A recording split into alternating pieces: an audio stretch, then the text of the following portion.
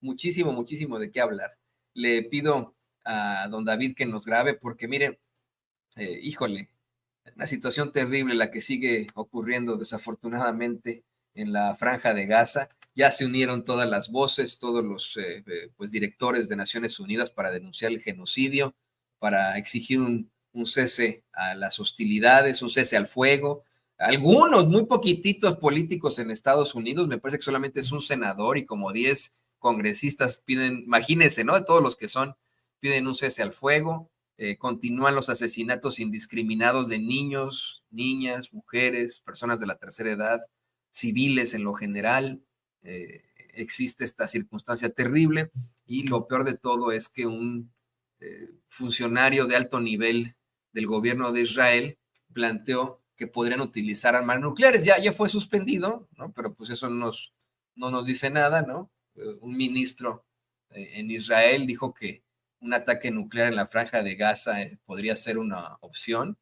Y bueno, sobre esto, el querido docente académico, el doctor Eduardo Sabugal, nos comparte en su videocolumna La Luneta esta superviolencia de un Estado nuclear. ¿Qué tal? Soy Eduardo Sabugal y esto es La Luneta, videocolumna para Sin Censura. Superviolencia de un Estado nuclear. Esta columna la escribo con dificultad. Me acabo de enterar del fallecimiento del doctor Enrique Dussel, a quien justamente citaba yo en la pasada columna.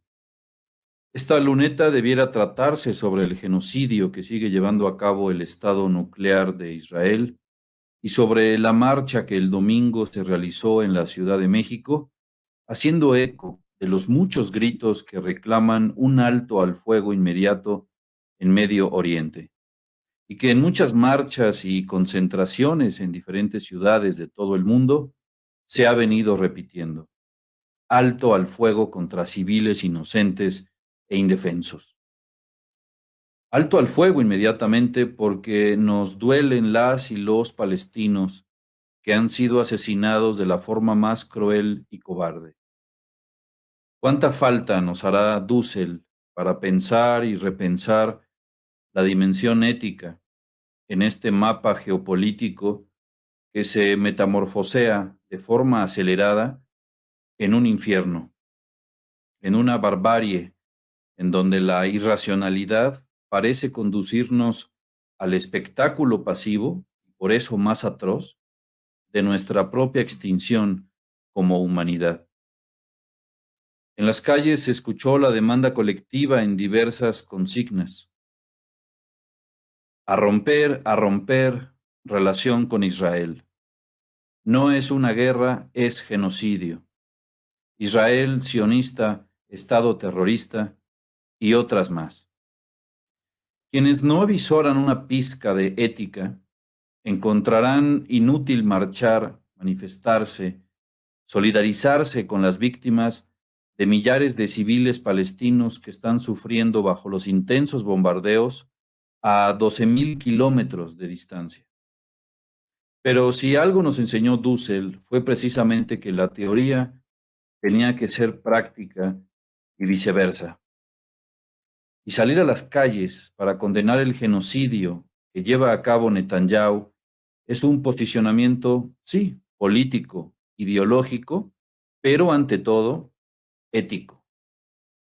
Recientemente un ministro de Israel, Amishai Eliyahu, de un partido ultranacionalista que se llama Poder Judío, durante una entrevista radiofónica, dijo que lanzar una bomba atómica contra los palestinos en Gaza podría ser una posibilidad. Y aunque en apariencia fue una ocurrencia individual, no compartida por sus superiores, y aunque él mismo al parecer después aclaró que era algo metafórico y no literal, nos deja resonando en el alma y la conciencia el riesgo que todos sabemos y olvidamos o queremos olvidar desde Hiroshima. El riesgo que todos tememos y obviamos como posibilidad desde que fuimos obligados a vivir en la era atómica. El riesgo, en definitiva, de una guerra nuclear. Aunque no oficialmente, el Estado de Israel, se sabe, ha desarrollado armamento nuclear de forma encubierta desde hace más de 50 años, como lo ha investigado la comunidad internacional a partir del incidente Vela.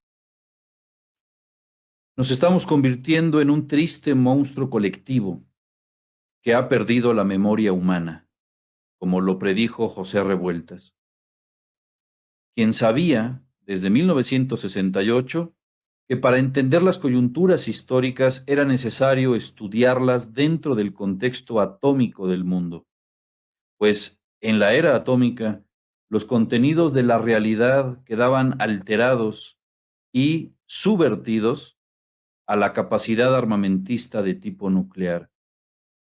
El mundo se halla, y cito a Revueltas, enajenado del todo al conjunto del dominio de la superviolencia organizada de los estados nucleares. Las palabras ya no dicen nada, los convenios, los tratados, los pactos, las declaraciones de los estados, de una parte y la otra, del este y del oeste, contienen propósitos e intenciones que no son aquellos que las palabras expresan o son justamente los contrarios. Vivimos ya, como lo explicó Revueltas, en una correlación de fuerzas entre estados nucleares que no tienen ningún contenido de clase y para poder superar esa etapa, si es que aún es posible, y éticamente tenemos que pensar que es posible, tendríamos que luchar por la libertad, no de unos países u otros, sino luchar por una libertad, como decía Revueltas, unívoca e indivisible. Por eso, de Londres a Washington, D.C., de Londres a Santiago de Chile y en la Ciudad de México, se marcha por Palestina. En un texto titulado Libertad y técnica en el mundo contemporáneo, Revueltas escribía: la irracionalidad imperialista, al realizarse y afirmarse en una devastación atómica ya ocurrida, ha creado al mismo tiempo su contrario dialéctico en la libertad, que aparece como la primera y única necesidad humana sensible, despojada de su contenido de clase, que haya podido darse jamás en una sociedad dividida en clases. Es decir, la única forma de oponerse a la irracionalidad del totalitarismo tecnológico político al que nos ha llevado esa coordinación técnico-económica del capitalismo más salvaje, desde Hiroshima a la fecha, es la de pensar teóricamente una sociedad distinta, pero también realizarla prácticamente, que sea una sociedad irrestrictamente democrática y libre. La superviolencia de un Estado nuclear, como muy probablemente lo sea Israel, es la superviolencia de un Estado terrorista. Por eso lo único que se puede hacer es, democráticamente, exigir que el resto de los estados no sean cómplices e indiferentes. La exigencia que se gritó el domingo en la marcha de romper relaciones con Israel no debe ser desoída, porque es lo correcto desde el punto de vista ético. Bolivia, un país hermano del sur, que dista mucho de ser un estado capaz de una superviolencia nuclear, ya lo ha hecho. Hay desde luego un freno pragmático, político o estratégico de tomar una medida así, sobre todo por nuestra vecindad con Estados Unidos de Norteamérica y por las posibles repercusiones o represalias económicas o hasta bélicas que una medida así de radical pudiera tener contra el propio país. Pero eso no debe impedirnos seguir pensando y actuando éticamente. Ante la violencia de una superpotencia, debemos oponer la coacción legítima de liberación. Ante un genocidio que lleva un mes ocurriendo ante nuestros ojos, oponer el reclamo, la exigencia de justicia, la demostración práctica del desacuerdo con el dominador que pretende exterminar al dominado. Terminaré citando a Dussel, a quien nunca dejaremos de consultar. En sus reflexiones sobre Hacia la crítica de la violencia de Walter Benjamin, Dussel escribió: los grupos, clases, movimientos, naciones oprimidos que se levantan contra la dominación cumpliendo una praxis o fuerza o coacción de liberación